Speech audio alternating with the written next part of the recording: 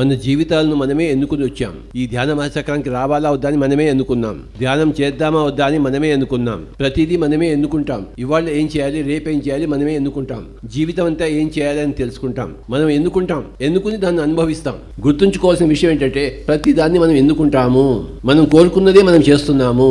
మనం కోరుకున్నది ఏమి మన దగ్గర రాదు. మనం కోరుకున్నదే మన దగ్గరకు వస్తుంది. ఈ భౌతిక దేహాన్ని మనం కోరుకున్నాం కనుకనే మనం ఇంట్లో వచ్చాం. ఒకవేళ కోరుకోకుండా ఉంటే ఇక్కడికి వచ్చేవాళ్ళం కాదు. మనం ప్రతిదీ మన ఎన్నికే.